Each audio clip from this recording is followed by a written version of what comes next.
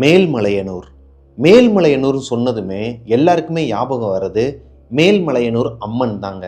அந்த கோவில் தான் அந்த ஊரில் ரொம்பவே பிரசித்தி பெற்ற ஒரு கோவில்னு சொல்லிட்டு நான் கேள்விப்பட்டிருக்கிறேன். அதே மாதிரி தான் நீங்களும் கேள்விப்பட்டிருப்பீங்கன்னு நினைக்கிறேன். தமிழ்நாட்டிலேயே நம்பர் 1 இந்த பிளாக் மேஜிக் சொல்லுவாங்க இல்லையா, சூனியம் வைக்கிறது, செய்வனை ஏவல், இந்த மாதிரியான விஷயங்கள் எல்லாம் அதிகமாக நடக்கிறது, அதிகமாக உருவாகிறதுன்னு பார்த்தீங்கன்னா மேல்மலையனூரில் தான்னா உங்களால் நம்ப முடியுதா? என்னாலையுமே நம்ப முடியலைங்க.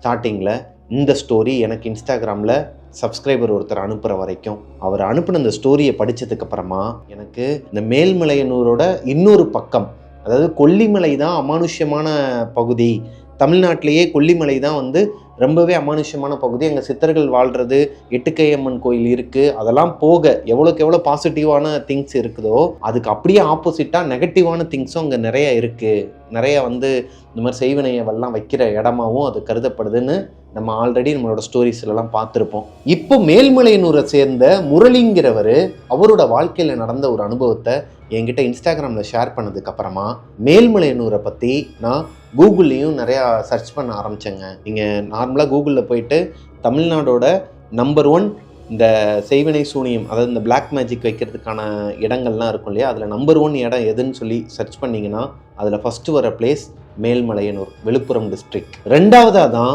கொல்லிமலை வருதுங்க. இந்த மேல்மலையனூரில் அப்படி என்ன தான் நடந்துச்சு, முரளிங்கிறவர் யார், அந்த ஊருக்கு எதுக்காக போனார், அவங்களோட குடும்பத்துக்கு நடந்த அந்த அமானுஷ்யம் என்ன, டீட்டெயிலான தொகுப்பை தான் இன்றைக்கி நம்ம ஷோவில் பார்க்க போகிறோம். அதுக்கு முன்னாடி நம்ம சேனலை சப்ஸ்கிரைப் பண்ணாதவங்க சப்ஸ்கிரைப் பண்ணிக்கோங்க, பக்கத்தில் இருக்க பெல் ஐக்கானை தட்டி விட்டுருங்க. வாங்க ஷோக்குள்ளே போகலாம். Welcome to our show devil's kitchen.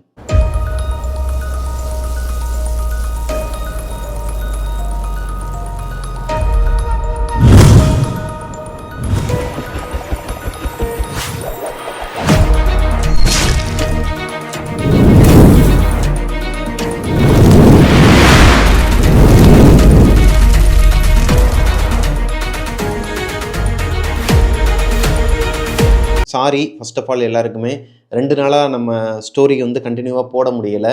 அதுக்கு காரணம் என்னங்கிறத நான் சொல்லிடுறேன் கோஸ்டீஸ். எனக்கு ஆல்ரெடி ரூட் கேனல் பண்ண ஒரு டீத்தில் கொஞ்சம் ப்ராப்ளம் இருக்கனால கொஞ்சம் ஸ்வெல்லிங் அதிகமாகிருச்சு, கொஞ்சம் வீங்கிருச்சு இந்த இடம்லாம். அதனால் என்னால் அதை கண்டினியூ பண்ண முடியலை. இப்போவுமே அந்த பெயினோட தான் நான் பண்ணிகிட்டு இருக்கேன். உங்களுக்கு பார்த்தாலே தெரியும், இந்த சைடு மட்டும் கொஞ்சம் வீக்கம் இருக்கும். அதனால் கொஞ்சம் மாடலேஷன் மிஸ் ஆகலாம். கரெக்டாக அந்த மாடலேஷன்லாம் கொண்டு வர முடியுமான்னு தெரில, நாக்கு கொஞ்சம் பரலும்.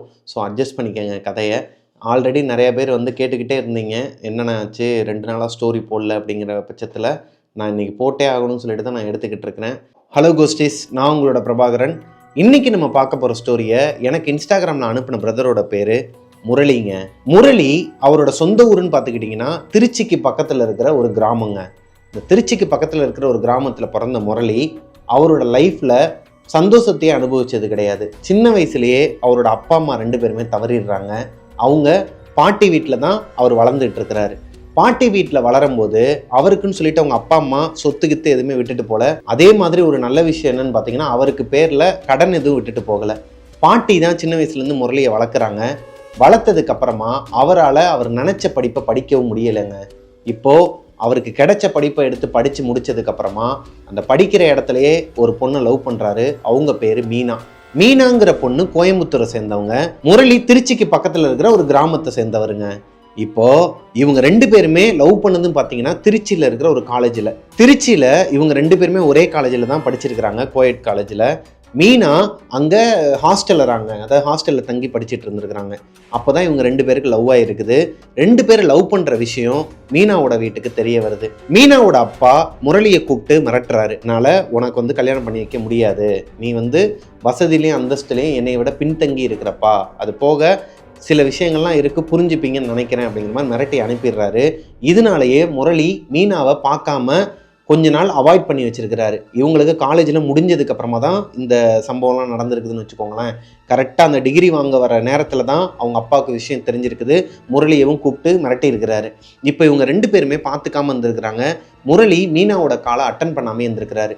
ஒரு நாள் காலையில் ஒரு 7லேருந்து 7:30 மணி இருக்குமாங்க. முரளியோட வீட்டுக்கு வெளியே மீனா நிற்கிறாங்க. பெட்டி படுக்கையெல்லாம் எடுத்துகிட்டு நிற்கிறாங்க. வீட்டை விட்டு ஓடி வந்துட்டாங்க. இது முரளிக்கே தெரியாது. அவங்க சடனாக தான் ஓடி வந்திருக்கிறாங்க.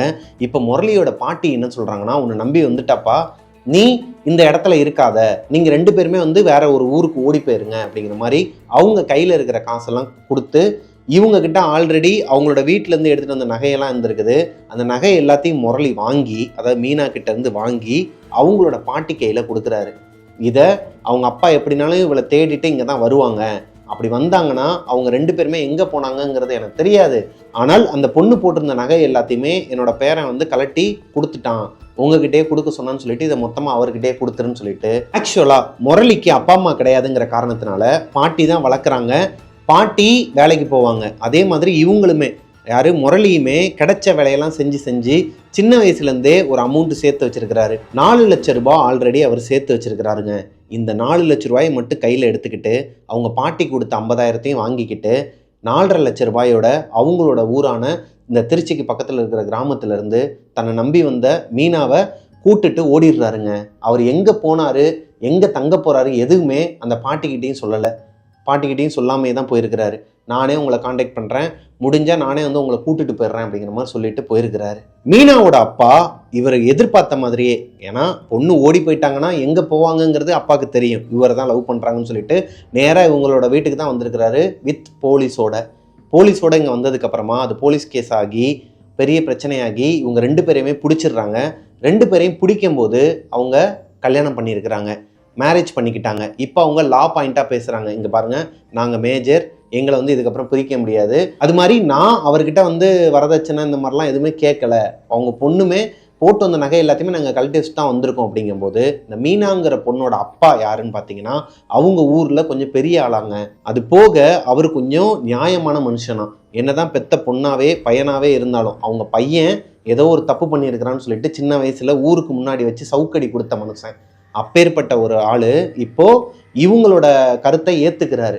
சரி ஓகே, இந்த பையன் இந்த அளவுக்கு நல்லவனாக இருப்பான்னு எனக்கு தெரியாது, ஏன்னா இவங்க எல்லாருமே ஒரே கேஸ்ட் தானா, இதை வந்து ஒரு மென்ஷன் பண்ணியே சொல்ல சொன்னார், அதனால தான் சொல்கிறேன். இவங்க எல்லாருமே ஒரே கேஸ்ட்டுங்கிறனாலே என்னன்னு தெரில, அவர் வந்து ஏற்றுக்கிறார். சரி ஓகே, ஒன்றும் இல்லாதவனாவே இருந்தாலும் ஓகே தான்ப்பா, இந்த அளவுக்கு நல்லவனாக இருக்கிறான்னு சொல்லிட்டு நான் ஏற்றுக்கிறேங்கும்போது முரளி என்ன சொல்கிறாருன்னா, இல்லை இதுக்கப்புறம் நான் வந்து உங்களோட வீட்லேயோ இல்லை நீங்கள் வந்து என்னோடய வீட்டில் இருந்தீங்கன்னா அது நல்லா இருக்காது, நீங்கள் கொஞ்சம் தூரமாகவே இருங்க, நீங்கள் உங்கள் வீட்டிலே இருங்க, நான் வந்து என்னோடய பொண்டாட்டியை பார்த்துக்கிறேன், அவள் என்ன நம்பி தான் வந்திருக்கிறா, உங்களை நம்பி வரல, என்னை நம்பி வந்தவரை நான் தான் பார்த்துக்கணும்னு சொல்லிட்டு அன்னைக்கே போலீஸ் ஸ்டேஷனில் வச்சு எழுதி வாங்கிட்டு இவங்க எங்கே தங்க போகிறாங்கங்கிறது முதற்கொண்டு அவங்களுக்கு தெரியும். விழுப்புரத்தில் தான் நாங்கள் இருக்க போகிறோம், விழுப்புரத்தில் தான் போயிட்டு நாங்கள் வாழ்வாதாரத்தை ஆரம்பிக்க போகிறோம். சின்ன வயசுலேருந்தே ஒரு அண்ணன் கூட போவாராம், எலக்ட்ரிஷியன்லாம் இருப்பாங்க இல்லையா லோக்கலில், அவங்க கூட அசிஸ்டண்ட்டாக போய் நிறைய விஷயங்கள் கற்றுக்கிறார். படிக்கலை அதுக்குன்னு, ஆனால் கற்றுக்கிறார். இவர் படித்த படிப்பு இவருக்கு உதவலை, ஆனால் இவர் இந்த பார்ட் டைமாக பண்ண ஜாப் வந்து இவருக்கு மெயின் ஜாப்பாகவே மாறுது. எங்கள் விழுப்புரத்துக்கு வந்து முரளி ஒரு எலக்ட்ரிஷியன் ஷாப் வைக்கிறாரு. அந்த ஷாப் நல்லா பீக் எடுக்குது. இவங்களோட வாழ்க்கை நல்லபடியாக தாங்க போயிட்டு இருந்திருக்குது. மீனாவும் முரளியும் சந்தோஷமாக அவங்களோட வாழ்க்கையை வாழ்ந்துட்டு இருக்கிறாங்க. ஒரு கட்டத்துக்கு மேலே இவங்களுக்கு அழகான ஒரு ஆண் குழந்தையும் பிறக்குது. அந்த பையனோட பேர் சஞ்சய். குழந்தை பிறந்ததுக்கு அப்புறமா இவங்களோட பாட்டியவும் இவங்க கூட கூட்டு வச்சுக்கிறாரு முரளி. மீனாவோட அப்பாவை மட்டும் பக்கத்தில் சேர்க்கவே இல்லை. ஏன்னா அவர் வந்து பணத்தை பற்றி ஒரு விஷயம் பேசி தான் இவரை ரொம்பவே இரிட்டேட் பண்ணியிருக்கிறாருங்கிறனால அவரை பக்கத்துலேயும் சேர்க்கல. ஆனால் குழந்தைய வந்து பார்க்கணுமா பார்த்துட்டு போங்க, உங்கள் பொண்ணு கூட இருந்துட்டு போகணுமா வந்து வீட்டில் ஒரு 2 நாள் தங்கிட்டு போங்க, ஆனால் நாங்கள் அங்கேயோ நீங்கள் எங்கேயோ பெர்மனெண்ட்டாக இருக்கிற மாதிரி மட்டும் வேணாமான்னு சொல்லிட்டு ஒரு அக்ரிமெண்ட் போட்டிருக்கிறாங்கன்னு வச்சுக்கோங்க. இவங்களோட வாழ்க்கை நல்லா தாங்க போயிட்டு இருந்திருக்குது. திடீர்னு ஒரு நாள் இவங்களோட பாட்டி தவறிடுறாங்க. இவங்க வீட்டிலே தான் இருக்கிறாங்க பாட்டி. இப்போது சஞ்சய்ங்கிற அந்த குழந்தைக்கு 4 வயசு ஆகுது. 4 வயசப்போ இந்த பாட்டி இறந்துடுறாங்க. பாட்டி இறந்ததுக்கப்புறமா அடுத்தடுத்து இவங்களுக்கு அபசகுணமாகவே நடந்துட்டு இருக்குதுங்க. லைக் இவங்களுக்கு தொழிலில் அடி மேலே அடி விழுகுது. கடன் நிறையா வாங்குறாரு. என்னதான் கடன் வெளியே வாங்கினாலும் மீனாவோட அப்பா ஹெல்ப் பண்ணுறதுக்கு ரெடியாக இருக்கிறாரு. நான் இந்த கடன் எல்லாத்தையும் அடைச்சிட்டு உங்களுக்கு நீங்கள் என்ன சொல்கிறீங்களோ நான் உங்களுக்கு பண்ணி கொடுத்துட்றேங்கிறதுக்கு ரெடியாக இருக்கிறார். சொந்த வீடும் கட்டி கொடுக்குறேங்கிறாரு. ஆனால் இவரால் அதை ஏற்றுக்க முடியலை. இதனால மீனாக்கும் முரளிக்கும் சண்டை வர ஆரம்பிக்குது கொஞ்சம் கொஞ்சமாக. ஒரு கட்டத்துக்கு மேலே மீனாக்கும் முரளிக்கும் டைவர்ஸ் ஆகுற அளவுக்கு பிரச்சனை பெருசாக இருக்குதுங்க. அந்த குழந்தை 4 வயசு சஞ்சய்ன்னு ஒரு பையன் இருக்கிறான் இல்லையா இவங்களுக்கு, அந்த குழந்தைய வச்சு தான் இவங்க 2 பேரும் பிரியாமையே இருந்திருக்கிறாங்க.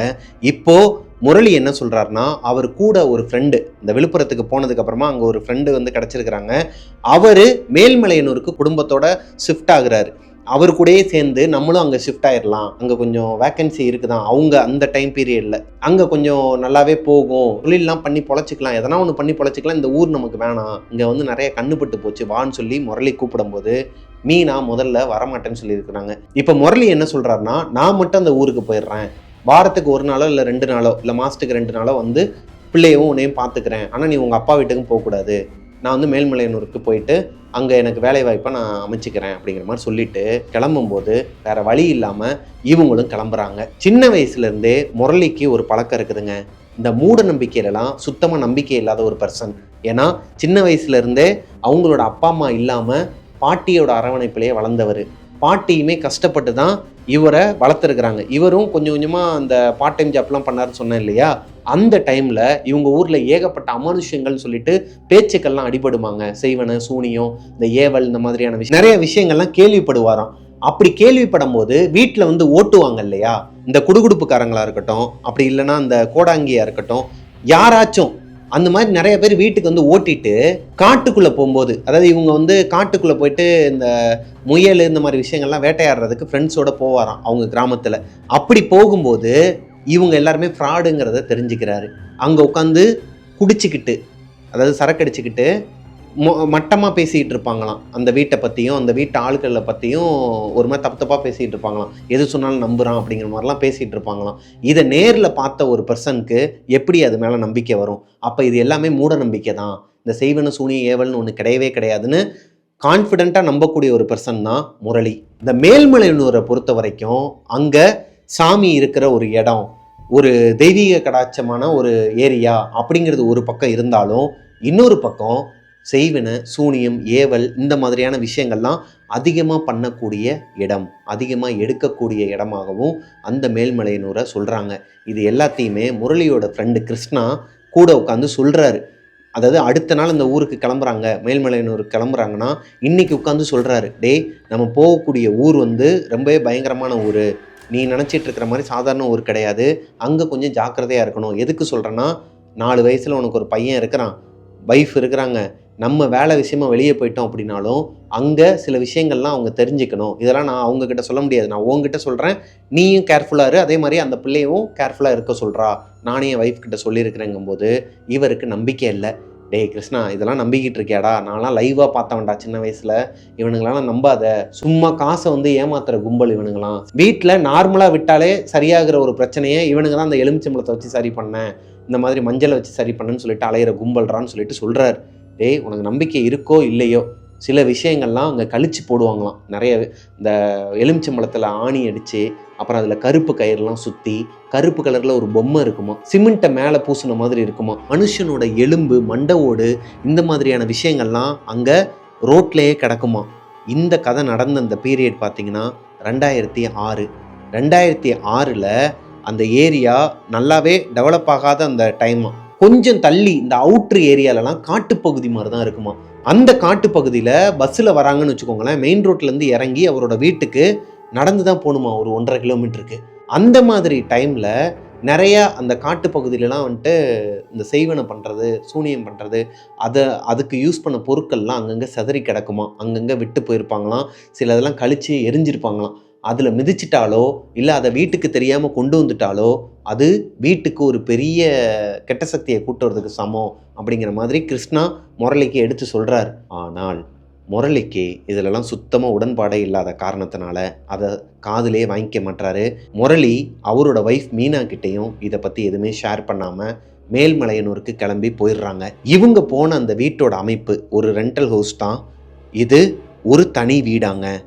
லைக் இந்த தீரன் அதிகாரம் ஒன்றுன்னு சொல்லிட்டு ஒரு படம் பார்த்துருப்பீங்க, அதில் தனியாக ஒரு வீடு இருக்கும் பார்த்துருப்பீங்க, அந்த மாதிரி டைப்பில் தான். ஆனால் அது கொஞ்சம் ரிச்சாக இருக்குன்னு வச்சுக்கோங்க, பெரிய வீடு மாதிரி இருக்கும். இது சின்ன வீடு தான். இந்த மாதிரி மொத்தம் 6 வீடு. இது ஒரு காம்பவுண்டு மாதிரி. காம்பவுண்டுனா சுற்றி கோட்டை சோர்லாம் கிடையாது, காட்டுப்பகுதி மாதிரி தான் இருக்குமாங்க, மரங்களாக இருக்குமா.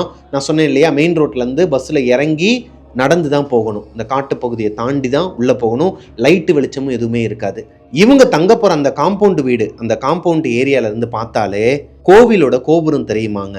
இவங்களோட அந்த ஏரியாவில் மொத்தமே 6 குடும்பம் தான் தங்குறாங்க, 6 வீடு தான் இருக்குது. அப்படியே ஒரு 2-3 கிலோமீட்டர் தள்ளி போனால் இந்த மாதிரி சின்ன சின்ன காம்பவுண்டாக சேர்ந்து இருக்குமாங்க. முரளியோட வீட்டோட அமைப்பு எப்படி இருக்குன்னா, இது ஒரு தனி வீடு. கீழே ஒரு ஹால் இருக்குமாங்க. மெயின் டோர் ஓப்பன் பண்ணால் ஒரு ஹால் இருக்கும். ரைட் சைடில் கிச்சன் இருக்கும். லெஃப்ட் சைடில் ஒரு பெட்ரூம் இருக்கும், மாஸ்டர் பெட்ரூம். பின்னாடி கொல்லப்புற கதவு இருக்கும். அவ்வளவுதான். மொட்டை மாடிக்கு போகிறதுக்கு வெளியவே ஸ்டெப்ஸ் இருக்கும். அந்த ஏரியாவில் இருக்கிறவங்களே பக்கத்து வீட்டிலலாம் மாடுலாம் வச்சுருக்கிறாங்க. இந்த பால் எல்லாம் கறந்து அன்னன்னைக்கு காலையில் ஈவினிங்லாம் வந்து வியாபாரம் பார்க்குறது ஒருத்தவங்க இருக்கிறாங்க அங்கே பிஸ்னஸ் பண்ணுறவங்க. இப்போது காலையில் போனதுமே இவங்க பால் காய்ச்சுறாங்க. பக்கத்து வீட்டில் ஃப்ரெஷ்ஷாக கறந்த பாலை வாங்கி பால் காய்ச்சுறாங்க. பால் தெரிஞ்சு போயிடுது. அதே பாலை தான் அந்த ஏரியாவில் இருக்கிறவங்க எல்லாருமே வாங்கி யூஸ் பண்ணிகிட்டு இருக்கிறாங்க இது நாள் வரைக்கும். அது போக முரளியோட வீட்டுக்கு பக்கத்து வீட்டில் தான் கிருஷ்ணாவோட ஃபேமிலி இருக்கிறாங்க. கிருஷ்ணாவோட வீட்டில் குழந்தை கிடையாது, ஒய்ஃப் மட்டும்தான். கிருஷ்ணாவும் அவங்களோட ஒய்ஃப் மட்டும்தான். கிருஷ்ணாவோட ஒய்ஃபும் அதே பால் வாங்கி தான் அதே புது வீட்டுக்கு பால் காய்ச்சிருக்கிறாங்க. ஆனால் அவங்க காய்ச்சின அந்த பால் தெரிஞ்சு போகலை. முரளியோட வீட்டில் மட்டும் பால் தெரிஞ்சு போயிடுது. இதை மீனா அபசகுணமாக பார்க்குறாங்க.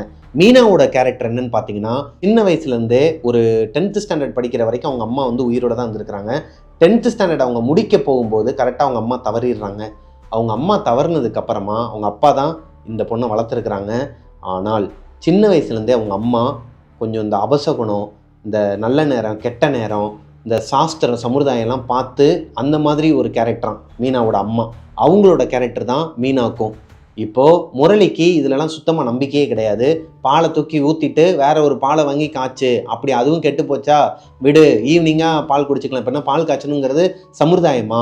ஏன் புது வீட்டுக்கு போனால் பால் காய்ச்சியே ஆகணுமா அப்படிங்கிற மாதிரி ஒரு கேரக்டர். இவங்க 2 பேருக்குமே போன அன்னைக்கு சண்டை வந்திருக்குது இந்த வீட்டில் வச்சு. இவங்க 2 பேரும் கத்திக்கிட்டு இருக்கிற இந்த நேரத்தில் இவங்க சத்தம் கேட்டு, இந்த சண்டை போடுற சத்தம் கேட்டு கிருஷ்ணா அவங்களோட ஒய்ஃப் 2 பேருமே இவங்க வீட்டுக்கு வராங்க. வந்ததும் என்னாச்சுமான்னு சொல்லி கேட்குறாரு. நடந்தது எல்லாத்தையும் சொன்னதுக்கு அப்புறமா கிருஷ்ணாவோட ஒய்ஃப் ஒரு விஷயத்த சொல்கிறாங்க. காலையில் ஒரு அக்கா ஃப்ரெண்டானாங்க பக்கத்து வீட்டில். அவங்க என்ன சொல்லியிருக்காங்கன்னா, முரளியோட வீட்டுக்கு வெளியே, அதாவது முரளியோட வீட்டில் இதுக்கு முன்னாடி வாடகைக்கு இருந்தவங்க இப்போ தான் ஒரு 1.5 மாதத்துக்கு முன்னாடி தான் ஒரே ஒரு பொண்ணு மட்டும் இருந்திருக்கிறாங்க. அவங்க அப்பாவும் பொண்ணு இருந்திருக்கிறாங்க. அப்பா வந்து இறந்துடுறாரு. பொண்ணு மட்டும்தான் இருந்திருக்கிறாங்க.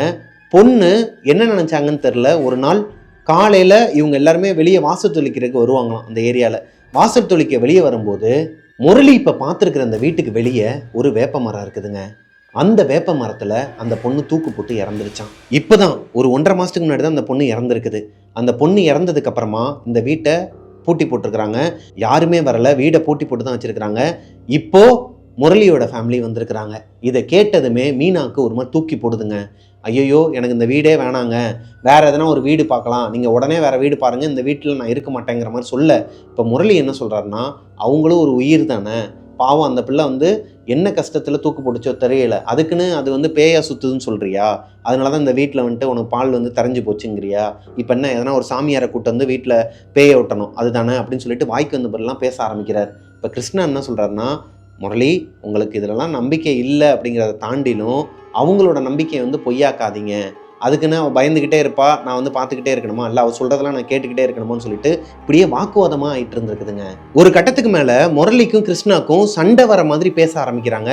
இப்போ மீனாவும் அவங்களோட ஒய்ஃப், அதாவது கிருஷ்ணாவோட ஒய்ஃபும் புரிஞ்சுக்கிறாங்க இவங்களுக்குள்ளே சண்டை போட்டுக்கிட்டு இருக்கிறாங்கிறத புரிஞ்சுக்கிட்டு, சரிங்க ஒன்றும் பிரச்சனை இல்லைங்க, இப்போ என்ன பால் தெரிஞ்சு போச்சு அவ்வளோதானே, நான் மறுபடியும் போய் வாங்கிட்டு வந்து நான் காய்ச்சிக்கிறேன், ஒன்றும் பிரச்சனை இல்லை விடுங்க, இதை பற்றி பேசாதீங்கன்னு சொல்லிட்டு அப்படியே காம் டவுன் பண்ணிடுறாங்க.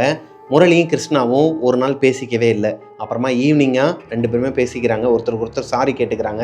இப்போ முரளியும் கிருஷ்ணாவும் சேர்ந்து இந்த ஊரில் மட்டும் இல்லை, மேல்மலையனூரில் மட்டும் இல்லை, அதுக்கு பக்கத்தில் இருக்கிற கிராமங்கள்லாம் நிறைய கிளைண்ட்ஸ்லாம் வந்து பிடிக்க ஆரம்பிக்கிறாங்க. அங்கேயும் அவங்களுக்கு ஒர்க் வர ஆரம்பிக்குது. முரளி கிருஷ்ணா இவங்க 2 பேரும் சேர்ந்து பஸ்ஸில் ஒன்றா தான் போவாங்களாம், ஒன்றா தான் வீட்டுக்கு வருவாங்களாம். அன்னைக்கு ஒரு நாள் முரளியும் கிருஷ்ணாவும் வெளியூருக்கு போனப்போ சரியான மழையாங்க. கிருஷ்ணாக்கு வேற ஒரு இடத்துல வேலை இருக்குது, அதனால முரளியே வீட்டுக்கு போக சொல்றாரு. இப்போ முரளி அவரோட ஊருக்கு பஸ்ஸில் வந்து இறங்குறாரு. சரியான இடிமின்னலோட மழை பெஞ்சிக்கிட்டு இருக்குதுங்க. இந்த காட்டு பகுதியில் தான் முரளி இப்போ தனியாக நடந்து போகணும் அவரோட வீட்டுக்கு. நடந்து போய்கிட்டு இருக்கும்போது அவர் கையில் கொடையும் இல்லை, ஆல்மோஸ்ட் நனைஞ்சிட்டாரு, வேற வழியே இல்லை, அப்படியே நனைஞ்சிக்கிட்டே போயிடலாம்னு சொல்லிட்டு நடந்து போயிட்டு இருக்கிறார். கொற்ற மலையில் முரளி மட்டும் லைட்டு வெளிச்சம் எதுவுமே இல்லை, அவர் டார்ச் லைட்டும் எடுத்துகிட்டு வரல. ஆனால் அவருக்கு பாதை நல்லாவே தெரியுது.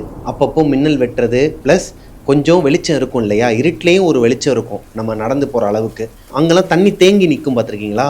அந்த மாதிரி தண்ணி தேங்கி நிற்கிற இடத்துல தான் ஜம்ப் பண்ணி போயிட்டு இருக்கிறாரு. ஏன்னா கீழே என்ன கிடக்குன்னே தெரியாது, ஒரு மாதிரி சகதியாக கிடக்குது, அங்கங்கே ஏதோ பொருட்கள்லாம் மருந்து வந்துட்டு இருக்குது. ஆனால் என்னன்னு தெரியல இவருக்கு, அதெல்லாம் பார்க்கவே இல்லை. கீழே நேராக அவர் பாட்டுக்கு நடந்து போயிட்டு இருக்கும்போது இவருக்கு பின்னாடி யாரோ ஒருத்தவங்க நடந்து வர சத்தம் கேட்குதுங்க. இதே வாட்டரில் இவர் ஓடி வர இதே சத்தம் பின்னாடியும் கேட்குது. பின்னாடி திரும்பி பார்த்தா யாருமே இல்லை. ஆல்மோஸ்ட் இவர் நடந்து வரதே நைட்டு 10லேருந்து 10:30 மணிக்குள்ளே தான். இந்த டைமில் இந்த ஊரை சேர்ந்தவங்க யாருமே வெளியே போகவோ உள்ளே வரவோ இருக்க மாட்டாங்க. இப்போ முரளிக்கு மனசில் பயம் வரலங்க. எதனா நாய்க்கு ஓடி இருக்கும் போல். ஏன்னா நாயெலாம் அந்த ஏரியாவில் நிறையா சுற்றிட்டு இருக்கோம். அதை கண்டுக்காமல் நேராக நடந்து போனவருக்கு ஒரு ஷாக்குங்க. இப்போ தான் முரளி இந்த ஏரியாவை பற்றி புரிஞ்சுக்கிறாரு. அவர் கண்ணு முன்னாடி கிட்டத்தட்ட ஒரு 100லேருந்து 150 எலுமிச்சம்பழம் இருக்குமாங்க. அது போக கருப்பு கலரில் ஒரு பொம்மை, இந்த சூனியத்துக்கெலாம் யூஸ் பண்ணுவாங்க, படத்துலலாம் பார்த்துருப்பீங்க, அந்த மாதிரியான பொம்மை, நிறைய விஷயங்கள், மனுஷனோட மண்டவோடு எலும்பு, இந்த மாதிரியான விஷயங்கள் எல்லாமே தண்ணியில் அடிச்சுக்கிட்டு முன்னாடி மிதந்துக்கிட்டு இருக்குதான். பார்க்குறதுக்கே ஒரு மாதிரி இவர் ஒரு சுடுகாட்டுக்குள்ளே போன மாதிரி இருந்திருக்குதுங்க. சுடுகாட்டில் மழை பெஞ்சு அங்கே இருக்கிற அந்த மாலை, இந்த எலுமிச்சம்பழம், கழிச்சு போட்ட பொருட்கள், துணிமணி எல்லாமே தண்ணியில் மிதந்து வந்தால் எப்படி இருக்குமோ அந்த மாதிரி இருந்திருக்குது. இவருக்கு எப்படி இருந்திருக்கும் முரளிக்கு? இதை பார்த்ததுமே முரளிக்கு ஒரு மாதிரி தூக்கி போட்டிருக்குதுங்க. இப்படி இருக்கு, நம்ம இந்த ஏரியாலே அப்படி இருக்கிறோம். அப்போ கிருஷ்ணா சொன்னது எல்லாமே உண்மைதானா? என்னதான் இந்த மாதிரியான விஷயங்கள்லாம், அதாவது இந்த மூட நம்பிக்கையிலலாம் நம்பிக்கை இல்லாத ஒரு பர்சனாகவே இருந்தாலும் கண்ணுக்கு முன்னாடி கொட்டுற மலையில இடி மின்னலோட நம்ம கண்ணுக்கு முன்னாடி தண்ணி, நம்ம மட்டும்தான் அந்த இடத்துல நிற்கிறோன்னா யாராக இருந்தாலும் பயம் வருங்க. முரளிக்கும் மனசில் பயம் வந்திருக்குது. வேகமாக ஓடி இருக்கிறாரு, அவரோட வீட்டுக்குள்ளே ஓடி இருக்கிறாரு. முரளி வீட்டுக்குள்ளே வந்ததும் ராணிக்கு சரியாக படலை. எப்பவுமே இவரோட முகம் வேற மாதிரி இருக்கும். ஒன்று எரிஞ்செறிஞ்சு விழுவார், இல்லைன்னா சிரித்து பேசுவார். இன்னைக்கு ரெண்டுமே இல்லாமல் ஒரு மாதிரி பயந்த சுபாவமாக இருக்காரு. எதனா பிரச்சனையாங்கன்னு சொல்லிட்டு கேட்கும்போது முரளி இல்லை அதெல்லாம் இல்லை, ஏன் இப்படி கேட்ட அப்படின்னு சொல்லிட்டு ஒரு மாதிரி கேட்டிருக்கிறாரு. இல்லைங்க, நீங்கள் கேட்குறத பார்த்தாலே தெரியுது நீங்கள் ஏதோ பயந்துருக்கீங்கன்னு நினைக்கிறேன், எதனா பார்த்தீங்களா வர வழியிலன்னு சொல்லிட்டு கரெக்டாக கேட்குறாங்க மீனா. இப்போ முரளிக்கு மனசில் என்ன ஓடுதுன்னா, இதை மீனா கிட்ட சொன்னால் சும்மாவே அவங்களுக்கு இந்த மாதிரியான விஷயங்கள்லாம் நம்பிக்கை ஜாஸ்தி, இதை சொன்னால் அதையே மனசில் போட்டு ஓட்டிக்கிட்டு இருப்பாங்க, பயந்துருவாங்கங்கிற அடிப்படையில் சொல்லாமையே விட்டுறாரு. அன்னைக்கு நைட்டு ஒரு 12லேருந்து 12:30 மணி இருக்குமாங்க. இவருக்கு தூக்கமே வரலை. மீனா நல்லா படுத்து தூங்கிடுறாங்க. அவங்களோட பையன் சஞ்சய், அந்த பையனும் தூங்கிடுறான். மழை நிற்காம இன்னுமே வெளியே இடிமின்னலோட பெஞ்சிக்கிட்டு தான் இருக்குது. முரளியோட மனசுக்குள்ள ஏதோ ஒன்று தப்பாக உறுத்திக்கிட்டே இருக்குதுங்க. இந்த மாதிரி ஒரு அனுபவம் இவருக்கு வந்ததே கிடையாது. அதாவது இந்த மாதிரி மனசு உறுத்துறது, ஏதோ ஒன்று தப்பாக இருக்குங்கிற மாதிரி அவருக்கு ஃபீல் ஆனதே கிடையாது. ஒருவேளை பார்க்காத ஒரு விஷயத்த பார்த்ததுனால அது நம்ம மனசில் பதிஞ்சிருச்சு, அதையே போட்டு நம்ம ஓட்டிக்கிட்டு இருக்கோம் மைண்டில், அதனால தான் நமக்கு இந்த மாதிரி தப்பான எண்ணங்கள்லாம் வருதான்னு முரளி யோசிச்சுக்கிட்டு இருக்கும்போதே வீட்டுக்கு வெளியே இப்படி ஒரு அமானுஷ சத்தம் கேட்குதுங்க. யாரோ ஒரு பொண்ணு அவங்க வீட்டுக்கு வெளியே அழுகிற சத்தம் கேட்டிருக்குதுங்க. இந்த சத்தம் கேட்டதுமே இவர் கொஞ்சம் கூட பயப்படாமல் வேமா எந்திரிச்சு போயிட்டு டோரை ஓப்பன் பண்ணி பார்த்துருக்கிறாரு. ஓப்பன் பண்ணி பார்த்தா மழை பெஞ்சிக்கிட்டு இருக்குது, யாருமே இல்லை. வீட்டுக்கு வெளியே யாருமே கிடையாது. இந்த மழை பெய்கிற சத்தமும் இடிமின்னலோட சத்தம் மட்டும்தான் இருக்குது. டோரை லாக் பண்ண போகும்போது முரளி ஒரு விஷயத்தை கவனிக்கிறாரு. அவரோட வீட்டு வாசலில் ஒரு எலுமிச்சம்பழம், அதில் 4-5 ஆணிங்க, சின்ன சின்ன ஆணி, துருப்பிடிச்ச ஆணியை அடித்து வச்சுருக்கிறாங்க. அது ரெட் கலரில் இருக்குது. அது குங்குமமா இல்லை ரத்தக்கரையாங்கிறது கூட தெரில. ஏன்னா ஈரமாக ஒரு மாதிரி பிசு பிசுன்னு ஒட்டி இருக்குது அந்த எலுமிச்சம்பழத்துக்கு மேலே. இதை பார்த்துக்கிட்டே நின்றுக்கிறாரு. இந்த அமானுஷ எலுமிச்சம்பழம் அவரோட வீட்டு வாசலில் எப்படி வந்துச்சு? நல்லா தெரியும் முரளிக்கே. அவர் ரிட்டன் வீட்டுக்கு வரும்போது அந்த பொருட்கள் எதையுமே எடுத்துகிட்டு வரல. அங்கே அந்த சேரில் சகதியில் பார்த்த ஒரு எலுமிச்சம்பழம் இவரோட வீட்டு வாசலுக்கு எப்படி வந்துச்சு? இதை யார் எடுத்துகிட்டு வந்து வச்சிருப்பா? இவருக்கு ஒன்றுமே புரியாமல் அதையே பார்த்துக்கிட்டே இருக்கும்போது வீட்டுக்குள்ளேருந்து ஒரு அலறல் சத்தம் கேட்குது. என்னமோ எதுன்னு சொல்லிட்டு அந்த எலுமிச்சம்பழத்தை காலால் எட்டி உதைக்கிறாரு. எட்டி உதைச்சோடனே அவர் வீட்டு வாசலை தாண்டி வெளியே போய் விழுந்துருது. தண்ணியில தான் விழுகுது. அதையும் பார்த்துருக்கிறாரு. கதவை மூடிட்டு வேமா உள்ளே ஓடி போய் பார்த்தா அவரோட பையன், 4.5 வயசு பையன் சஞ்சய் அலறி அடித்து எந்திரிச்சு ஒரு மாதிரி அழுதுகிட்டே இருக்கிறான். மூச்சு வாங்கிக்கிட்டு எதுவுமே பேச மாட்டேங்கிறான். பயந்து போய் அவங்க அப்பா அம்மா 2 பேரையும் கட்டிப்பிடிச்சிக்கிறான். இப்போ கொஞ்ச நேரத்துக்கு அப்புறமா அந்த பையனை காம் டவுன் பண்ணி என்னாச்சுன்னு சொல்லிட்டு முரளி கேட்கும்போது, அப்பா, என்னோட கனவுல நம்ம வீட்டுக்கு பின்னாடி தலையெல்லாம் ஒரு மாதிரி முடியெல்லாம் விரிச்சு போட்டுட்டு ஒரு அக்கா, முகமே இல்லை அவங்களுக்கு, முகமே இல்லையா, ஒரு மாதிரி எம்டியாக தான் இருந்திருக்குது ஃபேஸே.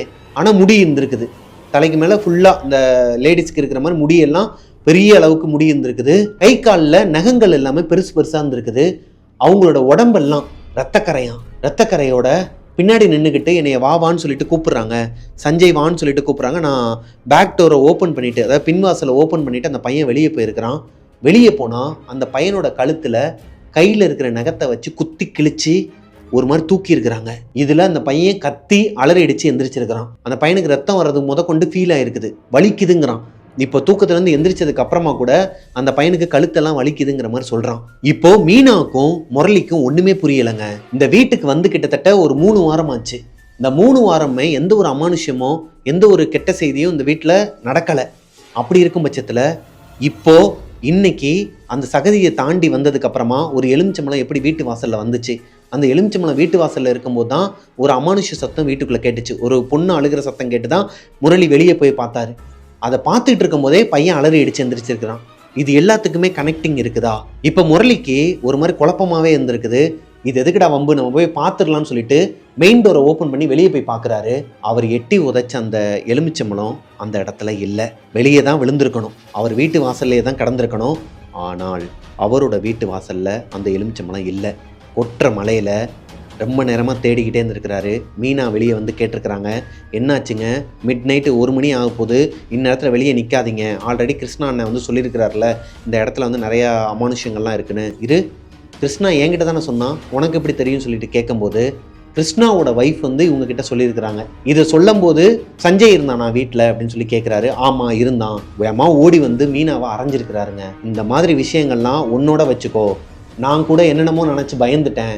நீங்கள் 2 பேரும் பேசினதை அந்த பையன் கேட்டு அது அவனோட ஆள் மனசில் பதிஞ்சு அதுதான் அவனோட கனவுல வந்து டிஸ்டர்ப் பண்ணியிருக்குது, நீங்கள் தான் அவனை வந்து கெடுக்குறீங்கன்னு சொல்லிட்டு திட்டிருக்கிறார். இப்போ மீனா அழுதுகிட்டே எதுவுமே பேச முடியாமல், ஏன்னா அவர் சொல்கிறது ஒரு வகையில் வாஸ்தவமான ஒரு பேச்சு தான். சின்ன பையன் முன்னாடி வச்சு பேசக்கூடாத விஷயங்கள்லாம் பேசினா அவனோட கனவுல வரதான் செய்யும், அவன் அதெல்லாம் ஹாலுசினேஷன் பண்ண தான் செய்வான். என்னன்னா கொஞ்ச நேரத்தில் இவரையுமே மூட நம்பிக்கைக்குள்ளே கொண்டு வந்திருப்பாங்க அப்படிங்கிற ஒரு கான்செப்ட் அவரை பொறுத்த வரைக்கும். இந்த சம்பவம் எல்லாமே நடந்தது அமாவாசை அன்னைக்காங்க. அமாவாசை இரவு அன்னைக்கு தான் முரளி தனியாக நடந்து வந்திருக்கிறாரு. மழை பெஞ்ச தண்ணியில் இந்த பொருட்கள்லாம் அடிச்சுட்டு வந்திருக்குது. இந்த அமானுஷ்யங்கள் எல்லாமே அமாவாசை இரவு அன்னைக்கு தான் அவர் வீட்டில் நடந்திருக்குதுங்க. அடுத்த நாள் காலையில் எந்திரிச்சதுமே அவங்களோட வைஃப் ஒரு மாதிரி முகம் வாடி போயே இருக்குது. என்னாச்சுன்னு சொல்லிட்டு முரளி கேட்குறாரு. வேலைக்கு கிளம்புறதுக்கு முன்னாடி, எங்க சொன்னால் நம்ப மாட்டீங்க, இதையும் மூட நம்பிக்கைன்னு சொல்லுவீங்க, எதுக்கு வேணாம் விடுங்க போங்க நான் பார்த்துக்கிறேன் அப்படிங்கும்போது, நீ சொல்லுமா ஏன் ஒரு மாதிரி இருக்கிற, நைட்டு வந்து நான் உன்னை அடித்தது தப்பு தான், நீ வந்து பையன் முன்னாடி பேசுனதும் தப்பு தான், இனிமேல் நான் அப்படி பண்ண மாட்டேன், என்ன தான் நடந்துச்சு சொல்லுன்னு சொல்லும்போது, காலையில் அவங்க பூஜைக்கு தேவையான பொருள்லாம் வாங்கி வச்சு காலையில் மீனா எந்திரிச்சதுமே பூஜை அறையை ரெடி பண்ணி விளக்கேற்றி சாமி கும்பிட்டுட்டு இருக்கும்போது விளக்கு தன்னால் அணைஞ்சிருக்குதுங்க. அவங்களுக்கு ஏதோ ஒரு கெட்ட சகுனமாக இது இருந்திருக்குது. முரளியை பொறுத்த வரைக்கும் இது ஒரு பெரிய விஷயமாவே தெரியல. ஏமா விளக்கு ஏற்றிட்டு நீ உட்காந்துருந்தேன்னா காற்றடிச்சிருக்கோம் அணைஞ்சிருக்கும், ஃபேன் எதுனா ஆனில் இருந்துச்சா, இல்லைங்க ஃபேனும் ஆனில் இல்லை, இப்போ காற்றடிச்சிருக்கோம் அணைஞ்சிருக்கும், இதுக்கெல்லாம் போயிட்டு முகத்தை தூக்கி வைக்காத, எல்லாத்தையுமே மூட நம்பிக்கையாக பார்க்காத. அதை தாங்க நானும் உங்ககிட்ட சொல்கிறேன், சில விஷயங்கள்லாம் உங்களுக்கு புரியுதா இல்லையான்னு தெரியல, நம்ம அந்த ஊரை விட்டு வந்ததுக்கு காரணமே கடன் அதிகமாயிருச்சு, இருக்கிறதெல்லாம் விற்றுட்டு அங்கே கொஞ்சம் நமக்கு கெட்ட பேர் ஆயிடுச்சுன்னு சொல்லிட்டு தான் வேற ஒரு ஊருக்கு மூவ் ஆன் ஆகி வந்திருக்கிறோம். ஆனால் வந்த இடத்துல நீங்கள் கவனிச்சிக்கலாம் என்னன்னு தெரியல, டெய்லியுமே இந்த வீட்டுக்குள்ளே ஒரு நெகட்டிவ் வைப்ரேஷன் நான் உணர்றேங்க. அது போக நம்ம 2 பேருக்குள்ளே எதனா ஒரு சின்ன வாக்குவாதம் வந்துச்சுன்னா அது சண்டையில் தான் போய் முடியுது. அப்படி பார்த்தா நம்ம இதுக்கு முன்னாடி இருந்த வீட்லேயும் அதே மாதிரி தான் சண்டை போட்டுக்கிட்டே தான் இருந்தோம். அப்போ அந்த வீட்லேயும் ஒரு நெகட்டிவ் வைப்ரேஷன் இருக்குது, அங்கேயும் யாராச்சும் ஒருத்தவங்க இறந்துருப்பாங்க, அதை நமக்கு தெரியாமல் மறைச்சிருப்பார் ஓனர்னு சொல்ல வரியா அப்படிங்கும்போது, இல்லைங்க நீங்கள் ஒரு விஷயத்தை கவனிச்சிங்களா, வந்தன்னைக்கே உங்களோட பெஸ்ட் ஃப்ரெண்டு கிருஷ்ணா அவர் கூட நீங்கள் சண்டை போட்டு நான் பார்த்ததே கிடையாது. அதாவது பேச்சு வாக்கில் கூட இவங்க 2 பேர் சண்டை போட்டு அவங்க பார்த்ததே கிடையாது. அப்படி இருக்கும் பட்சத்தில் இந்த வீட்டுக்கு வந்த முத நாளே உங்கள் ஃப்ரெண்டு கூட நீங்கள் சண்டை போடுற அளவுக்கு பெரிய பிரச்சனை ஆயிடுச்சு, பால் தரைஞ்சு போச்சு. அடுத்து கொஞ்ச நாள்லையே நீங்கள் ஒரு மாதிரி முகம் வாடி போய் வரீங்க, என்னன்னு சொல்லி கேட்டால் எதுவும் இல்லை அப்படிங்கன்னு மறைக்கிறீங்க, ஆனால் ஏதோ ஒன்று நடந்திருக்குது வெளியே. அது போக நைட்டு 12-12:30க்கெலாம் நம்ம பையன் ஒரு மாதிரி அரண்டு எந்திரிக்கிறான் தூக்கத்துலேருந்து. எல்லாமே கெட்ட சகுனமாக தாங்க இருக்குது. இது எல்லாத்தையுமே வச்சு தான் நான் சொல்கிறேன், விளக்கு அணைஞ்சு போனது ஒரு கெட்ட சகுனம், ஏதோ ஒன்று தப்பாக நடக்க போது, எனக்கு பயமாக இருக்குது, இந்த வீட்டில் நம்ம இருக்க வேணாம்னு சொல்லும்போது இவருக்கே ஒரு பயம் வருது முரளிக்கு. இருந்தாலும் வெளியே காட்டிக்காமல் சரி ஓகே, உன்னோட நம்பிக்கைப்படியே இருக்கட்டும், நம்ம வேணால் எதனா ஒரு கோவிலுக்கு போயிட்டு வரலாம், இந்த மேல்மலையனூர் அம்மன் கோயில் இருக்கு இல்லையா, அந்த கோயிலுக்கு போயிட்டு இருந்தால் எல்லாமே சரி பண்ணிடுவா அந்த அம்மா கிட்ட போயிட்டு முறையிடலாம், நான் வேலைக்கு போயிட்டு ஈவினிங்காக வரேன் ரெடியாக இருன்னு சொல்லிட்டு வேலைக்கு போயிடுறாரு. முரளி வேலைக்கு போன இடத்துல கிருஷ்ணா கிட்ட நடந்த விஷயங்கள் எல்லாத்தையுமே ஷேர் பண்ணுறாரு. நைட்டு அவர் வரும்போது பார்த்த விஷயங்கள், வீட்டில் நடந்த விஷயங்கள் எல்லாத்தையுமே ஷேர் பண்ணும்போது கிருஷ்ணா என்ன சொல்கிறாருன்னா, மச்சான் நான் சொல்கிறேன்னு தப்பா எடுத்துக்காத, உனக்கு இதில் நம்பிக்கை இருக்கோ இல்லையோ, நீ முதல்ல மேல்மலையனூர் கோயிலுக்கு போயிட்டு ஒரு விளக்க போட்டுட்டு உங்கள் வீட்டில் இருக்கிற எல்லாரோட பேர்லையும் அர்ச்சனை பண்ணிவிட்டு அங்கே ஒரு மாலை கொடுப்பாங்க, லெமன் மாலை, அதாவது எலுமிச்சம்பழ மாலை ஒன்று கொடுப்பாங்க, அதை எடுத்துகிட்டு வந்து உன்னோட வீட்டு வாசலில் மாட்டிரு, அதுதான் உனக்கு நல்லது. அது போக உள்ளுக்குள்ளேயே இந்த பேய் ஓட்டுறவங்க இது சம்மந்தமாகவே சில ஆட்கள்லாம் இருப்பாங்களாம், அவங்களையும் ஒரு வார்த்தை பார்த்துட்டு வந்துடலாம், நானுமே வரேன், நானுமே என்னோடய ஒய்ஃபை கூப்பிட்டுட்டு வரேன், நம்ம எல்லாரும் ஃபேமிலியாக போய் பார்த்துட்டு வரலான்னு சொல்லும்போது ஓகேன்னு சொல்கிறாரு முரளி. கிருஷ்ணாக்கே ஒரு மாதிரி புதுசாக இருக்குது முரளியை பார்க்குறது. முரளிக்கு இந்த மாதிரியான விஷயங்களில் சுத்தமாக நம்பிக்கையே கிடையாது. அவர் இது எல்லாத்தையும் மூட நம்பிக்கைன்னு சொல்லுவார். அப்பேற்பட்ட ஒரு பர்சன் கிருஷ்ணா சொன்ன உடனேயுமே ஓகேன்னு சொல்கிறாருன்னா அவர் எந்த அளவுக்கு பாதிக்கப்பட்டிருக்கிறாரு. முரளியும் கிருஷ்ணாவும் பேசிக்கிட்டு இருக்கிற இந்த நேரத்தில் கிருஷ்ணாவுக்கு ஒரு ஃபோன் கால் வருது அவங்க ஒய்ஃப் கிட்ட இருந்து. என்னன்னா, முரளியோட ஒய்ஃப் ஏதோ ஒரு விஷயத்த பார்த்து, யாரையோ பார்த்து பயந்து மயக்கம் போட்டு விழுந்துட்டதாகவும், இன்னும் எந்திரிக்கவே இல்லை, கொஞ்சம் சீக்கிரமா 2 பேர் வாங்கங்கிற மாதிரி ஃபோன் போட்டிருக்கிறாங்க. இப்போ இவங்க 2 பேருமே பதட்டத்தோட வீட்டுக்கு போயிருக்கிறாங்க. வீட்டுக்கு போனா அவங்க ஒய்ஃப் நார்மலா தான் இருக்கிறாங்க. ஏன்னா எல்லாருமே பார்த்துக்கிட்டாங்க, இவங்களுக்கு பஸ்ஸில் ஏறி அவங்களோட வீடை ரீச் பண்ணுறதுக்கே டைம் ஆகிடுதுன்னு வச்சுக்கோங்களேன். அதுக்குள்ளே அக்கம் பக்கத்தில் இருக்கிறவங்களாம் சேர்ந்து பார்த்து ஒன்றும் இல்லை, ஹாஸ்பிட்டலுக்குலாம் போகிற அளவுக்கு இல்லை, எதையோ பார்த்து பயந்துருக்கிறா அப்படிங்கிற மாதிரி உட்கார வச்சிருக்கிறாங்க. முரளியும் கிருஷ்ணாவும் வீட்டுக்கு வந்து பார்க்கும்போது கிருஷ்ணாவோட ஒய்ஃப் அவங்க வீட்டில் தான் இருக்கிறாங்க, முரளி வீட்டில் தான் இருக்கிறாங்க. மீனா முழிச்சு தான் இருக்கிறாங்க. ஆனால் ஒரு மாதிரி பதட்டப்பட்டு எதையோ பார்த்து பயந்த மாதிரியே முகத்தை வச்சுட்டு இருக்கிறாங்க. என்னாச்சுமான்னு சொல்லிட்டு முரளி போய் கேட்கும்போது, ஏங்க நான் மதியம் சமைச்சிக்கிட்டு இருக்கும்போது ஏதோ சவுண்டு கேட்டுச்சு ஹாலில், பையன் மட்டும் தனியாக விளாண்டுட்டு இருக்கிறான்னு சொல்லிட்டு வேமா வந்து பார்த்தா பையன் லிட்ரலி யாரோ ஒருத்தவங்க கூட பேசி சிரிச்சுக்கிட்டு கொல்லைப்புற கதவு பக்கமாக போயிட்டு இருக்கிறான். அவனோட கனவுல வந்ததுமே கொல்லைப்புற கதவு பக்கமாக யாரோ ஒருத்தவங்க நின்று கூப்பிட்டாங்க. நான் டோரை ஓப்பன் பண்ணி வெளியே போய் பார்க்கும்போது என்னை பரண்டி வச்சுட்டாங்கன்னு தானே சொன்னான். அப்போது அதே மாதிரியே இந்த பையன் கொல்லைப்புறத்துக்கு போகும்போது அவங்க அம்மா அந்த பையனை பிடிச்சி தூக்கி இருக்கிறாங்க. தூக்கிட்டு கொல்லைப்புற கதவை லாக் பண்ணிட்டு அந்த சைடு ஒரு கண்ணாடி இருக்குமாங்க, ஹாலில் ஒரு ஆள் உயரத்துக்கு கண்ணாடி இருக்குமா. அந்த மிரர்ல இவங்களுக்கு பின்னாடி ஒரு உருவத்தை பார்த்துருக்குறாங்க. மீனாவுக்கு பின்னாடி ஒரு உருவம், ஒரு புகை மாதிரியான உருவத்தை பார்த்துருக்குறாங்க. பார்த்தவங்க ஒரு மாதிரி அலறி அடிச்சு கத்திட்டு மயக்கம் போட்டு விழுந்திருக்கிறாங்க. இவங்க கத்துல பக்கத்து வீட்டில் இருக்கிற கிருஷ்ணாவோட ஒய்ஃபும் அக்கம் பக்கத்தில் இருக்கிறவங்களாம் வீட்டுக்குள்ள ஓடி வந்து பார்த்துருக்குறாங்க. நல்ல வேலை மெயின் டோரை ஓப்பனில் வச்சுருந்துருக்குறாங்க. ஒரு வேளை மெயின் டோர் ஓப்பனில் இல்லை அப்படின்னா என்ன வேணாலும் நடந்திருக்கலாமாங்க, அந்த ஆத்மா இவங்களை கொண்டிருக்குமா அப்படிங்கிற மாதிரி சொல்கிறாங்க முரளிக்கிட்ட. அன்னைக்கு ஈவினிங்கே வேலையா இவங்க எல்லாருமே கிளம்பி அந்த மேல்மலையனூர் அம்மன் கோயிலுக்கு போகிறாங்க. கோவிலுக்கு போயிட்டு பூசாரி கிட்ட இவங்களோட பேரெல்லாம் சொல்லி அர்ச்சனை பண்ணிக்கிட்டு இருக்கும்போது அந்த கோவிலில் இருக்கிற பூசாரியே இவங்க கிட்ட சொல்லியிருக்கிறாரு, நீங்கள் ஒரு பெரிய விஷயத்தில் பாதிக்கப்பட்டிருக்கீங்க, உங்ககிட்ட கொஞ்சம் தனியாக பேசணும், உட்காருங்க, நான் அந்த பூஜையை மட்டும் முடிச்சுட்டு வந்துடுறேன்னு சொல்லிட்டு அவங்கள ஓரமாக உட்கார வச்சிருக்கிறாரு. பூஜையெல்லாம் முடிச்சுட்டு முரளியோட ஃபேமிலி கிட்ட என்ன சொல்லியிருக்கிறாருன்னா, நீங்கள் வரக்கூடாத ஒரு இடத்துக்கு வந்திருக்கீங்க, அதாவது தங்கக்கூடாத ஒரு இடத்துல தங்கியிருக்கீங்க, பண்ணக்கூடாத ஒரு விஷயத்த பண்ணியிருக்கீங்க, அதனால் உங்கள் வீட்டில் ஒரு பூஜை பண்ணணும் அப்படிங்கிற மாதிரி சொல்கிறாரு. முரளிக்கு ஒன்றுமே புரியலை. முதல்ல என்ன பண்ணக்கூடாததை பண்ணோம், எங்கே வரக்கூடாத இடத்துக்கு எதுக்கு அந்த மாதிரி சொல்கிறீங்க, அதை சொல்லுங்கள், சும்மா உங்கள் இஷ்டத்துக்கு பூஜை பண்ணணும் பரிகாரம் பண்ணணும்னா எங்களால் முடியாது அப்படிங்கிற மாதிரி சொல்லும்போது மீனாக்கு கிருஷ்ணாவோட ஒய்ஃப் 3 பேருக்குமே செம்ம கோபம் வந்துருக்குதுங்க. இவ்வளோ நடந்திருக்குது, இன்னுமே நீ இதை மூட நம்பிக்கைன்னு சொல்லுவியா, அதுக்குன்னு கண்மூடித்தனமாக நம்ம அவர் சொல்கிறத நம்ப முடியாதுல்ல, என்ன நடந்ததுன்னு சொல்லுங்கன்னு சொல்லும்போது அவர் ஒரு விஷயத்த சொல்கிறாருங்க. நீங்கள் அன்னைக்கு நைட்டு அந்த பாதையில் வந்திருக்க கூடாது, நீங்கள் அன்னைக்கு நைட்டு அந்த எலுமிச்சம்பழத்தை உங்கள் காலால் எட்டி உதைச்சிருக்க கூடாது, அது ஒரு பரிகாரம், அந்த பரிகாரத்தை நீங்கள் மீறி இருக்கீங்க, அதாவது அந்த பரிகாரத்தை நீங்கள் கெடுத்திருக்கீங்க, நீங்கள் மட்டும் அன்னைக்கு அந்த எலுமிச்சம்பழத்தை உதைக்காமல் இருந்தீங்கன்னா இன்னைக்கு உங்களோட பையனோட உயிருக்கும் உங்கள் பொண்டாட்டியோட உயிருக்கும் ஆபத்து வந்திருக்காது அப்படிங்கிற மாதிரி சொல்லியிருக்கிறாரு. இப்போ முரளிக்கு தூக்கி போட்டிருக்குதுங்க. முரளி அன்னைக்கு நைட்டு அவரோட வீட்டுக்கு வெளியே எலுமிச்சம்பழம் இருந்ததையோ அவர் எட்டி உதைச்சதையோ அவர் ஒய்ஃப் கிட்ட சொல்லலை, கிருஷ்ணா கிட்ட மட்டும்தான் சொல்லியிருக்கிறாரு. கிருஷ்ணா கிட்ட சொல்லும் போது தான் அவங்க வீட்டிலேருந்து கால் வந்திருக்குது அவங்க ஒய்ஃப் கிட்ட இருந்து, அவங்க எதையோ பார்த்து பயந்து விழுந்துட்டாங்கன்னு. அப்படி இருக்கும் பட்சத்தில் இந்த சாமியாருக்கு எப்படி தெரியும் இவரோட வீட்டில் நடந்தது? இப்போதான் நம்ப ஆரம்பிக்கிறாரு.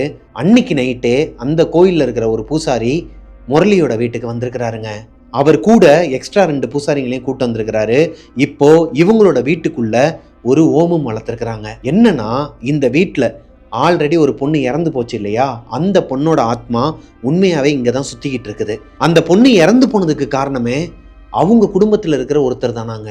ஸ்டார்டிங்கில் பார்த்தோம் இல்லையா, முரளி இப்போ இருக்கிற வீட்டில் வேற ஒரு பொண்ணு இருந்தாங்க அவங்க அப்பா இறந்ததுக்கு அப்புறமா அந்த பொண்ணு கொஞ்ச நாளில் சூசைட் பண்ணி இறந்துட்டாங்கன்னு. அவங்க அப்பா இறந்ததுக்கு அப்புறமா அந்த பொண்ணை டார்ச்சர் பண்ணியிருக்கிறாங்க, தன்னோட பையனை கல்யாணம் பண்ணிக்க சொல்லி. அப்பா அம்மா யாருமே கிடையாது, நாங்கள் சொல்கிறத கேளுன்னு சொன்னால் அந்த பொண்ணு வேற ஒரு பையனை லவ் பண்ணியிருக்கிறாங்க. அது அவங்களோட அத்தை மாமாவுக்கு தெரிஞ்சு இந்த பொண்ணை டைரெக்டாக கொன்னா எதனா ஒரு பிரச்சனை வந்துடும் சொல்லிட்டு இந்த மாதிரி செய்வினை ஏவலெல்லாம் ஏவி விட்டு அந்த பொண்ணை கொஞ்சம் கொஞ்சமாக சாவடிச்சிருக்கிறாங்க. அந்த பொண்ணே தற்கொலை பண்ணிக்கிற அளவுக்கு தூண்டி விட்டுருக்குறாங்க இந்த செய்வினை மூலமா. அதனால தான் இந்த பொண்ணு ஸ்டார்டிங்கில் இறந்துருக்குறாங்க. அவங்களோட ஆத்மா இங்கேயே தான் சுற்றிக்கிட்டு இருக்குது. என்னைக்கு இந்த பொண்ணு இறந்து போனாங்களோ அன்னையிலேருந்து இந்த செய்வனை வச்சாங்க இல்லையா, அவங்க குடும்பத்துக்கு திருப்பி அடிக்க ஆரம்பிச்சிருக்குதுங்க. பைபாஸில் பைக்கில் போயிட்டு இருக்கும்போது அந்த பொண்ணோட மாமா, சூனியம் வச்சாங்க இல்லையா குடும்பம், அந்த மாமா ரொம்ப கொடூரமான முறையில் ஆக்சிடெண்ட்டில் துள்ள துடிக்க இறந்துருக்கிறாருங்க. ஒரு மாதிரி துடிச்சு போய் தான் இறந்துருக்கிறாரு. அவரோட கை தனியாக கால் தனியாக ஒரு மாதிரி தலையே பிதுங்கி போய் தான் இறந்துருக்கிறாரு. கொடூரமான ஒரு சாவு அந்த குடும்பத்துக்கு வந்திருக்குதுங்க. அது போக அடுத்தடுத்து அடி மேல அடி. அவங்க பையனுக்கு வேற ஒரு பொண்ணு கூட கல்யாணம் பண்ணி வச்சிருக்கிறாங்க. அந்த பொண்ணு அவங்க பையனை படாத பாடுபடுத்தி போலீஸ் கேஸ் ஆகி அந்த பையனுக்கு நிம்மதியே இல்லாமல் அந்த பையன் சூசைடுக்கு ட்ரை பண்ணி 2-3 தடவை சூசைடுக்கு ட்ரை பண்ணி அந்த பையனை காப்பாற்றி வச்சிருக்கிறாங்க. அதனாலேயே மென்டலி அவன் அஃபெக்ட் ஆகி ஒரு மாதிரி பைத்தியம் பிடிச்ச மாதிரி இருக்கிறான். இது எல்லாத்தையுமே தெரிஞ்சுக்கிட்ட அவங்க அத்தை, இதனால தான் இந்த பொண்ணு இறந்ததுக்கு அப்புறமா தான் இதெல்லாம் நம்ம வீட்டுக்கு நடக்குதுன்னு சொல்லிட்டு இந்த பொண்ணோட ஆத்மாவை கண்ட்ரோல் பண்ணுறதுக்காக எலுமிச்சம்பழத்தில் ஆணிலாம் அடித்து அந்த ஒரு முறை இருக்குதாங்க இந்த செய்வினை சூனியத்தில், அது ஒரு முறையம். அது மூலமாக அந்த பொண்ணோட ஆத்மாவை அடக்கிறதுக்காக தான் அந்த எலுமிச்சம்பழத்தை எடுத்துகிட்டு வந்து வெளியே வச்சிருக்கிறாங்க. அதனால தான் அன்னைக்கு முரளியோட வீட்டுக்கு வெளியே ஒரு பொண்ணோட அழுகுரல் கேட்டிருக்குது. அது வேற யாரும் இல்லை, இறந்து போன அந்த பொண்ணோட ஆத்மா தான் அழுது இருக்கு. அந்த பொண்ணை வந்து கண்ட்ரோல் பண்ணுறாங்க அந்த எலுமிச்சம்பழம் மூலமாக. அன்னைக்கு நைட்டு முழுக்க அந்த எலுமிச்சம்பழம் அங்கே இருந்துச்சுன்னா அடுத்த நாள் காலையில் வெள்ளனே வந்து அதை எடுத்துகிட்டு போயிட்டு சுடுகாட்டில் அந்த பொண்ணை எரிச்ச இடத்துல புதைக்கிறது தான் ஒரு வழிமுறையாம், வழிபாடாம். அதை முழுசாக பண்ண விடாமல் முரளி தெரிஞ்சோ தெரியாமலோ ஒரு விஷயத்த பண்ணிட்டாரு. பண்ணதுக்கு அப்புறமா அந்த ஆத்மா நல்லவங்க கெட்டவங்கலாம் பார்க்காது, அந்த பொண்ணு இருந்த வீட்டில் இருக்கிறவங்க எல்லாரையுமே அது டார்ச்சர் பண்ண தான் செய்யுமாங்க. இப்போது இந்த பூசாரியும் அவங்க கூட வந்தவங்களும் சேர்ந்து அந்த பொண்ணோட ஆத்மாவை அடக்கியிருக்கிறாங்க. ரொம்பவே கஷ்டப்பட்டுருக்குறாங்க. கிட்டத்தட்ட 1/2 மணி நேரமாக போராடி அந்த பொண்ணோட ஆத்மா வேற எங்கேயும் இல்லைங்க, இவங்களோட பையன் 4.5 வயசு பையன் சஞ்சயோட உடம்புல தான் இருந்திருக்குது. அந்த ஆத்மாவை அடக்கி ஒரு வழியாக இவங்க குடும்பத்தை காப்பாற்றிருக்கிறாங்க. இப்போ இந்த பரிகாரம் எல்லாத்தையும் முடிச்சதுக்கப்புறமா அந்த பூசாரி இவங்க வீட்டையே சுற்றி சுற்றி பார்த்துருக்கிறாரு. ஒரு வால் கிளாக் வீட்டில் வந்து ஒரு வால் கிளாக் வந்து ஆன்டிக் பீஸ்ன்னு சொல்லுவாங்க இல்லையா, கீழே அந்த ஒரு 12 மணி ஆச்சுன்னா 12 பெல் அடிக்கும், 1 மணி ஆச்சுன்னா 1 பெல் அடிக்கும், வெளியே ஒரு குருவி வந்து கத்துற மாதிரி அந்த மாதிரி ஒரு ஆன்டிக் பீஸ் ஒன்று உங்கள் வீட்டில் இருக்குது. அதை எடுத்துகிட்டு வந்து உடைக்கிறாருங்க. நடு வீட்டில் போட்டு உடைச்சி அதுக்குள்ளே இருக்கிற ஒரு கருப்பு பொட்டலம், சபரிமலைக்கெல்லாம் போகும்போது கருப்பு கலரில் இருமுடி கட்டி கொண்டு போவாங்க இல்லையா ஒரு பேக், அதுவே சின்னதாக இருந்தால் எப்படி இருக்கும், அந்த சின்ன பேக்குள்ளே கருப்பு கலரில் வசிய மைய அது இதுன்னு என்னென்னமோ வச்சு அந்த வால் கிளாக்குள்ளே வச்சிருக்கிறாங்க. இந்த வால் கிளாக்கை யார் இவங்களுக்கு கிஃப்ட் பண்ணாங்கன்னா மீனாவோட அப்பா. மீனாவோட அப்பா இவங்க 2 பேரும் பிரிஞ்சிடணும், குழந்தை பிறந்தாலுமே இவங்க 2 பேருமே பிரிஞ்சிடணும், இந்த பொண்ணை அவரோட வீட்டுக்கு கூட்டு போய் வச்சுக்கணும், அவங்க பேரனையும் அவர் வச்சுக்கணுங்கிறது தான் அவரோட எண்ணமாக இருந்துகிட்டு இருந்திருக்குங்க. ஸ்டார்டிங்லேருந்தே கதையை கரெக்டாக கவனிச்சிருந்தீங்கன்னா உங்களுக்கு தெரிஞ்சிருக்கும். அவங்களோட அப்பா என்னைக்கு இவங்க வீட்டுக்கு வந்தாரோ, இந்த குழந்தை பிறந்ததுக்கப்புறமா என்னைக்கு அவங்க வீட்டுக்கு வந்தாரோ, இவங்களோட பாட்டி தான் இவங்களுக்கு ஒரு கார்டியனாக இருக்கிறாங்கங்கிறத தெரிஞ்சுக்கிறாரு. அவங்க பாட்டிக்குமே செய்வனை வச்சு அவங்க சாகுறதுக்கு காரணமும் மீனாவோட அப்பா தானாங்க. எங்கே அவங்க பாட்டி இறந்துட்டா பெரியவங்க வீட்டில் துணைக்கு இல்லை, கண்டிப்பாக நம்மளை வந்து நம்ம வீட்டுக்கு வந்துடுவாங்க, நம்ம கொஞ்சம் கொஞ்சமாக நம்ம வீட்டுக்கு கொண்டு வந்துடலாம்னு சொல்லிட்டு அவர் எவ்வளவோ ட்ரை பண்ணியிருக்கிறாரு. அது போக நல்லா போயிட்டு இருந்த பிஸ்னஸ் படுத்ததுக்கு காரணமும், ஸ்டார்டிங்கில் விழுப்புரத்தில் வச்சு இவர் பிஸ்னஸ் பண்ணிட்டு இருக்கும்போது நல்லா தான் போயிட்டு இருந்துச்சு, இவருக்கு பிஸ்னஸ் படுத்ததுக்கு காரணமோ, இவர் கடன் வாங்கினதுக்கு காரணமோ, இவங்க குடும்பத்துக்குள்ளே சண்டை வந்தது காரணமோ, எல்லாத்துக்குமே மொத்த காரணமும் அவங்க அப்பா தானாங்க, மீனாவோட அப்பா தான். இதை வீட்டுக்கு வந்து அந்த சாமியார் சொல்கிறாரு. அவர் மூலமா தெரிஞ்சுக்கிறாங்க. இந்த வால் கிளாக் என்னைக்கு இவங்க வீட்டுக்குள்ளே வந்துச்சோ அன்னிலேருந்தே உங்களுக்கு அடி மேலே அடி விழுந்துக்கிட்டு தான் இருந்திருக்கு. இப்போ ஒரு கெட்டதுலேயே நல்லது நடந்திருக்குன்னா அவங்க அப்பா யாருங்கிறத மீனாவும் அவங்க மாமனார் யாருங்கிறத முரளியும் தெரிஞ்சுக்கிறதுக்கான இந்த நேரம் தானாங்க. இந்த சம்பவத்தை முரளியாலையும் அவங்க ஏரியாவில் இருக்கிற யாராலையும் மறக்கவே முடியாதாங்க. இப்போ கூட மேல்மலையனூரில் தான் இருக்கிறாங்க. அவரோட ஒரிஜினல் நேம் முரளி தான். அதை மென்ஷன் பண்ணியே சொல்லுங்கன்னு சொன்னார். அது போக அவங்க ஏரியா இப்போ நல்லாவே டெவலப் ஆயிடுச்சாங்க. அவங்க ஏரியாவில் மொத்தமே 6 வீடு தான் இருக்குன்னு சொன்னேன் இல்லையா, இப்போ 60க்கும் மேற்பட்ட வீடுகள் சுற்றிலுமே இருக்குதான். அது போக மேல்மலையனூர் அந்த கோயிலுமே இப்போது ரொம்பவே ஃபேமஸான ஒரு கோயில் ஆயிடுச்சாங்க. ஏன்னா அந்த கோவிலில் இவருக்குன்னு கிடையாது, ஏகப்பட்ட ஃபேமிலிக்கு நடந்த நிறைய அமானுஷங்களாக இருக்கட்டும், அவங்களுக்கு இருக்கிற கஷ்டமாக இருக்கட்டும், அந்த அம்மாவோட காலில் போயிட்டு அழுது அவங்கக்கிட்ட ஒப்படைச்சிட்டா எல்லாமே நல்லதாகவே நடக்குமாங்க. என்னையுமே சொன்னார், நீங்கள் மேல்மலையனூருக்கு வந்துட்டு போங்க, உங்களுக்குமே நிறைய இந்த மாதிரி கண் கோளாறு இந்த மாதிரிலாம் இருக்கிறனால தான் அடுத்தடுத்து எதனா ஒன்று வச்சுக்கிட்டே இருக்குது.